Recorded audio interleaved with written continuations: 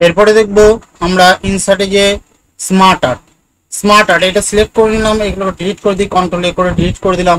এবার smart art click করার সঙ্গে সঙ্গে দেখুন এখানে তালিকা তৈরি হবে, অল লিস্ট প্রসেস। এখান থেকে বিভিন্ন ধরনের স্মার্ট আর্ট দেখা যাবে। দেখুন এখানে বিভিন্ন ধরনের স্মার্ট আর্ট আছে, এখান থেকে নিয়ে যে কোনো আমরা তালিকা তৈরি করতে পারি, বা যে কোনো, ধরুন আমি একটা তালিকা তৈরি করব, এখানে ক্লিক করলাম। ক্লিক করার পর যে কোনো একটা জায়গায় ক্লিক করলাম, এটা ক্লিক করে ওকে করলাম।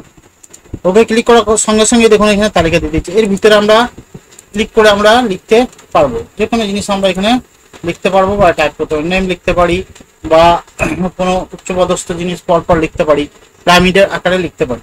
এইভাবে আবার এই দেখুন ডিজাইন, বিভিন্ন ধরনের ডিজাইন এখানে আছে, ডিজাইনগুলো ক্লিক করতে পারি। দেখুন এখানে ক্লিক করুন, এখানে ক্লিক করুন, এখানে ক্লিক করুন, সুন্দরভাবে সাজানো যাবে। কালার চেঞ্জ করতে পারি, দেখুন কালারগুলো চেঞ্জ করা যায়, এখান থেকে ক্লিক করবেন এবং কালারগুলো চেঞ্জ হয়ে যাবে। এখান থেকে ডিজাইন চেঞ্জ করা যাবে, বিভিন্ন ডিজাইন আপনি এখানে চেঞ্জ করতে পারবেন। এইভাবে আমরা স্মার্ট আর্ট করতে পারি। এটা গেল স্মার্ট আর্টের কাজ। স্মার্ট আর্ট দিয়ে আপনি বিভিন্ন তালিকা, বিভিন্ন বংশ তালিকা এসব তৈরি করতে পারেন। এরপর চলে আসুন চার্টে ক্লিক করার সঙ্গে সঙ্গে দেখুন এখানে দেখে যে বিভিন্ন ধরনের চার্ট দেখাবে, column chart, line chart, pie chart, bar chart. এটা এক্সেলের ক্ষেত্রে খুব গুরুত্বপূর্ণ কাজ, এক্সেলে বিভিন্ন ধরনের কাজ হয়। এখানে ধরুন আমি কলাম চার্ট নেবো, কলাম চার্ট কেমন নেবো, এরকম নেবো। যদি ক্লিক করে 3D কলাম বলে ওকে করি, ওকে করার সঙ্গে সঙ্গে দেখুন কলাম চার্ট চলে এলো। এখানে কলাম চার্ট আমাকে দেখিয়ে দিল। এখানে ক্যাটাগরি দেখুন, এখানে এক্সেলটা ওপেন হয়ে গেল নিচে, তাই দেখুন এক্সেল। এখানে যদি আমরা ডেটা চেঞ্জ করি, দেখুন ক্যাটাগরি আছে, এখানে ক্যাটাগরি আমি চেঞ্জ করলাম, একজনের নাম রেখে দিলাম, ধরুন নাম লিখলাম, এন্টার দিলাম। দেখুন এই ক্যাটাগরিটাও চেঞ্জ হয়ে গেল, দেখুন ক্যাটাগরি চেঞ্জ হলো। ক্যাটাগরি 2 যদি আমরা লিখি রনি, এন্টার দিই, দেখুন এখানে ক্যাটাগরিটাও চেঞ্জ হলো, রনি হয়ে গেল। তাহলে নাম হলো রনি হলো। তারপরে দেখি জনি লিখে দিই, তাহলে দেখুন এই ক্যাটাগরি 3টাও চেঞ্জ হয়ে গেল, ক্যাটাগরি 4টাও দেখুন চেঞ্জ হয়ে যাবে। 4টা যদি আমরা লিখি তাহলে দেখুন 4টাও চেঞ্জ হয়ে যাবে। এবার সিরিজে যদি আমরা এখানে দেখি, সিরিজ লিখি, এটা যদি একটু সরিয়ে নিয়ে আসি, তাহলে সিরিজগুলো দেখুন নিচে আছে, সিরিজ 1, সিরিজ 2, সিরিজ 3 করে আছে। সিরিজ 1-এ যদি আমরা লিখি বিএনজি, তারপর দেখি যে MATH ম্যাথ, তো দেখুন সিরিজগুলো চেঞ্জ হয়ে যাচ্ছে, এখানেও চেঞ্জ হচ্ছে। এখানে যদি আমরা সিরিজ অন্য কিছু লিখি, ইংলিশ লিখি, এরপর দেখুন এটা চলে এলো। এরপর দেখুন বাংলাতে আমরা এখানে নাম্বারটা চেঞ্জ করছি, নাম্বার ধরুন 12 দিলাম, সঙ্গে সঙ্গে দেখুন এই নামের 12টা, এই যে 4টা বেড়ে গেল। এইভাবে আমরা চার্টের বিভিন্ন কাজ করতে পারি। এক্সেলে এটা সবচেয়ে গুরুত্বপূর্ণ কাজ। এখানে বিভিন্ন ধরনের চার্টের ডিজাইনও আছে, এগুলো যদি আমরা ডিজাইনগুলো দিই, এখান থেকে দেখুন বিভিন্ন ধরনের ডিজাইন এই চার্টের পাবেন। এখানে শেপ পাবেন, বিভিন্ন শেপের কালারগুলো পাবেন, এখান থেকে শেপ দিতে ফিল কালার দিতে পারবেন, দেখুন ফিল কালার দিতে পারবেন, অথবা এখান থেকে শেপ স্টাইল বিভিন্ন ধরনের চেঞ্জ করা যাবে। এইভাবে আমরা চার্টের কাজ করতে পারি। চার্ট সাধারণত এক্সেলের সাথে চার্টটা তৈরি হলো। আমরা যদি বাইরে ক্লিক করে দিই, দেখুন ফরম্যাটে চলে গেল। এখানে যদি ক্লিক করি, আবার ফরম্যাটে চলে এলো, ডিজাইনের ফরম্যাট চলে এলো। এটা বিস্তারিত ভিডিও আরেকটা আলাদা করে তৈরি করে দেবো। তো এটা গেল চার্টের কাজ। এরপর দেখুন আমরা চলে আসবো একবারে ইনসার্টে গিয়ে দেখুন স্ক্রিনশট। আমি ধরুন এটা স্ক্রিনশট নিতে চাই, দেখুন এটা ক্লিক করার পর যদি স্ক্রিনশট এভাবে নিই, এটা ক্লিক করে দেওয়ার সঙ্গে সঙ্গে দেখুন এটা স্ক্রিনশট হয়ে যাবে। যদি এন্টার দিই সঙ্গে সঙ্গে, ক্লিক করার সঙ্গে সঙ্গে দেখুন ওটা স্ক্রিনশট হয়ে গেছে। আমার এখানে ক্লিক করলাম, ক্লিক করার পর ধরুন এখানে স্ক্রিনশট নম্বর, এখানে ক্লিক করলাম স্ক্রিনশট, তারপর এটা স্ক্রিনশট নিচ্ছি, দেখুন চলে এসেছে, দেখুন স্ক্রিনশটটা দেখুন চলে এসেছে। তো এইভাবে আমরা স্ক্রিনশট নিতে পারি, যে কোনো জায়গাকার স্ক্রিনশট আমরা ইনসার্ট থেকে গিয়ে স্ক্রিনশট নিতে পারি। এটা মনে রাখতে হবে যে ওয়ার্ড 2013 মানে মাইক্রোসফট অফিস ওয়ার্ড 2013তেই এই স্ক্রিনশটটা পাবেন, 2007-এ কিন্তু পাবেন না, বা 2003-এ এই অপশনটা পাবেন না। এবারে চলে আসি, দেখুন এখানে হেডার আছে, ফুটার আছে, পেজ নাম্বার আছে। আমরা যদি পেজ নাম্বার দিই, টপে পেজ নাম্বার চলে যাবে। যদি আমরা ফুটার দিই, তাহলে কি হবে, দেখুন হেডে চলে যাবে। এবারে আমরা এখানটা কোথায় দেবো, নিচে দেবো। দেখুন নিচে যদি দিই, তাহলে দেখুন 2 নম্বর চলে এলো, 1 নম্বর 2 নম্বর। তারপরে ইনসার্টে যে আবার যদি আমরা হেডার আর ফুটার দিই বা পেজ নাম্বার, আমরা দেখুন নিচে পেজের মার্জিন, পেজ বর্ডার, বটম পেজে যদি দিই বটম পেজ, বা টপ পেজে দিই টপ পেজে পেজ নাম্বার দিতে পারবো। এছাড়া হেডার ও ফুটার দিতে পারবো। হেডারে এখানে ক্লিক করলে, যদি আমরা এখানে ক্লিক করি, দেখুন হেডারে আমাদেরকে দেখাবে, আমরা হেডারে অনেক কিছু টাইপ করে দিতে পারি প্রত্যেকটি পেজের, তাহলে হেডারে এই অপশনটাই চলে আসবে। যদি আমরা এন্টার নেমে চলে যাই নিচেতে, দেখুন হেডারে দেখুন অন্য পেজেতেও এই লেখাটাই আছে। অর্থাৎ একবার যদি হেডার আপনি দিয়ে দেন, প্রত্যেকটি পেজে অটোমেটিক হেডার চলে আসবে। ফুটারের ক্ষেত্রেও তাই, পেজ নাম্বারের ক্ষেত্রেও তাই। এবার জন্য ওয়ার্ড আর্ট হচ্ছে মাইক্রোসফট ওয়ার্ডের একটা সুন্দর জায়গা। এই ওয়ার্ডারে ক্লিক করার পর দেখুন বিভিন্ন ধরনের অপশন আসবে, এখানে ক্লিক করুন, ক্লিক করার পর এখানে যে কোনো যদি লিখেন এবং বাইরে ক্লিক করে দেন, দেখুন এটা ওয়ার্ডারে কাজ করবে। ওয়ার্ডার বিভিন্ন শেপ হয়, এইখানে শ্যাডো চলে আসুন, শ্যাডো পাবেন, বা এইখানে যে ফিল কালার করতে চান ফিল কালার করতে পারবেন। এখান থেকে যে আউটলাইনটা চেঞ্জ করতে চান আউটলাইনটা চেঞ্জ করতে পারবেন। এখান থেকে বিভিন্ন ধরনের ডিজাইন এখানে পাবেন, ওয়ার্ডারের ভিতরে দেখুন এরকম ডিজাইন পাবেন। এরপরে যদি এখানটা ক্লিক করেন, এখান থেকে বিভিন্ন ধরনের কাজ দেখতে পাবেন, 3D রোটেশন পাবেন, 3D এরকম পাবেন। তো এইভাবে আমরা ওয়ার্ডারের কাজ করতে পারি। টেস্ট আপনি বিহাইন্ড টেস্ট করে দেন, তাহলে আমি ওয়ার্ডারটাকে যেখানে খুশি সরিয়ে নিতে পারবো, যেখানে খুশি সরিয়ে নিয়ে যেতে পারবো। এটা ওয়ার্ডারের এটা কাজ। বিভিন্ন ধরনের ওয়ার্ডার এখান থেকে আমরা তৈরি করতে পারবো। এরপর দেখুন আমরা দেখবো ড্রপ ক্যাপ। ড্রপ ক্যাপ কি? ড্রপ ক্যাপ হচ্ছে প্রথম লাইনটা, আমরা যখন নিউজ পেপার পড়ি, নিউজ পেপারে দেখুন প্রথমেই লাইনটা একটা অক্ষর ড্রপ ক্যাপ করা থাকে, মানে ঠিক এরকম করা থাকে, বড় এরকম থাকে, এটাকে ড্রপ ক্যাপ বলে। ওয়ার্ডারের নিচে ঠিক ড্রপ ক্যাপ, তার ইনসার্টের ওয়ার্ডার আর ড্রপ ক্যাপ পাশাপাশি থাকে। এছাড়া আপনারা দেখতে পাবেন যে ডিজাইনে যান, ডিজাইনে যে দেখবেন page border, page colour, watermark দেখতে পাবেন। পেজ কালার, পেজ বর্ডার দেন, পেজ বর্ডারে যে ক্লিক করার পর এখানে আর্টে চলে যান, আর্টের নিচে চলে আসুন, একদম নিচে যে কোনো যতগুলো খুশি এখানে আপনার ডিজাইন দেখতে পাবেন। এবার এখান থেকে যে কোনো একটা নিতে পারেন, নিয়ে ওকে করে দিতে পারেন, তাহলেই পেজ বর্ডারটা চলে আসবে।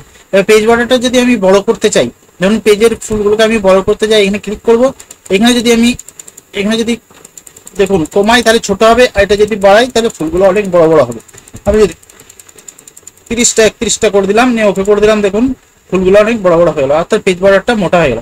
আর যদি শুরু করতে চাই, এখানে ক্লিক করে পেজ বর্ডারটাকে শুরু আমরা করতে পারবো। এইভাবে আমরা শুরু করে ওকে করতে পারবো। এরপরে পাশে দেখুন পেজ কালার আছে, যে কোনো পেজ কালার এখান থেকে দিতে পারেন আপনি, অথবা এখানে মোর কালার করতে পারেন, ফিল ইফেক্ট করতে পারেন।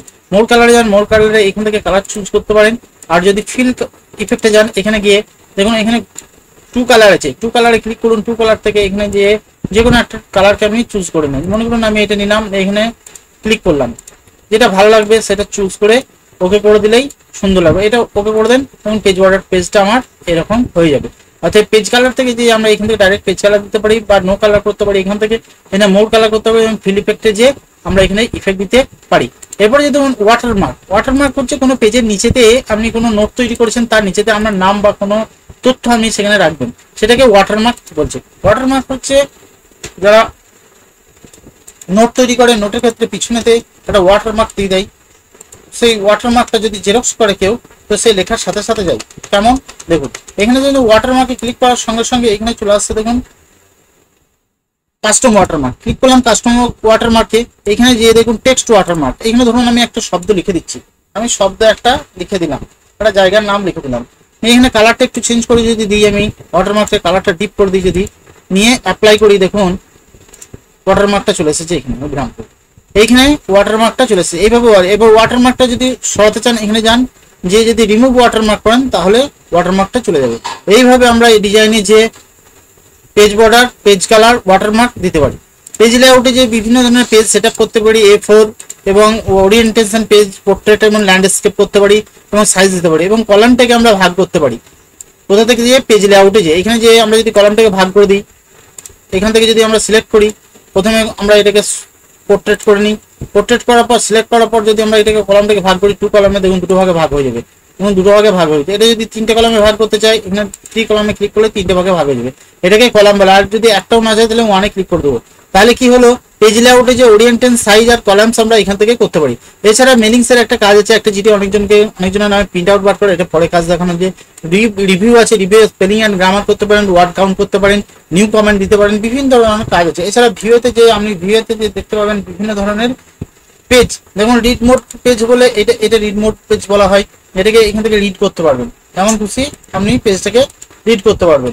এটা করে রিড মোড পেজ ভিউতে যে। তারপরে দেখুন আছে গাইডলাইন্স। গাইডলাইন্সে ক্লিক করলে আমরা একটা পুরো গ্রাফের মতো হয়ে যাবে, পেজটা পুরো গ্রাফ হয়ে গেছে। দেখুন এখান থেকে এখানে জুম করতে পারেন, জুম এখানেও আছে আর নিচেতেও আছে জুম। এখান থেকে যদি আপনি জুম করেন তাহলে দেখুন 200% যদি করেন, ওকে করে দেন, দেখুন বড় বড় দেখাবে জুম। তাহলে সেই জন্য নিচেতে দেখুন জুম 200 হয়ে গেছে। এটা যদি মাইনাস ক্লিক করেন তাহলে এটা কমে যাবে। এইভাবে আমরা পেজে ভিউ দেখতে পারি। এবার প্রিন্ট লেআউটের সাধারণত আমরা যখন কাজ করি, আমরা প্রিন্ট লেআউটের উপরে কাজ করি। এছাড়া এখানে দেখবেন ম্যাক্রো দেখতে পারবেন, স্প্লিট দেখতে পাবেন, arrange, new with, windows, one page, multipage, multiple page আর পেজ উইথ। পেজ ওয়াইজ দেখতে পারবেন, জুম দেখতে পাবেন, গাইডলাইন্স, নেভিগেশন, আউটলাইন, ড্রাফট এবং রিড মোড এবং ওয়েব লেআউটে দেখবেন। আমরা সাধারণত প্রিন্ট লেআউটের উপরে কাজ করি, তাহলে আমরা ভিউ, রিভিউ, মিনিংসটা একটা আলাদা ভিডিও বানিয়ে দেবো, রেফারেন্সে আলাদা ভিডিও, পেজ লেআউটে দেখালাম, ডিজাইন দেখালাম, ইনসার্ট দেখালাম, হোম দেখালাম। ফাইলের ভেতর থেকে আপনারা সেভ করতে পারবেন, সেভ অ্যাজ করতে পারবেন, প্রিন্ট দিতে পারবেন। প্রিন্ট দেওয়ার সময় কি করতে হবে আপনাদেরকে, প্রিন্টে ক্লিক করার পরেই আপনাদেরকে ডান দিকে দেখুন প্রিন্ট প্রিভিউ দেখাবে।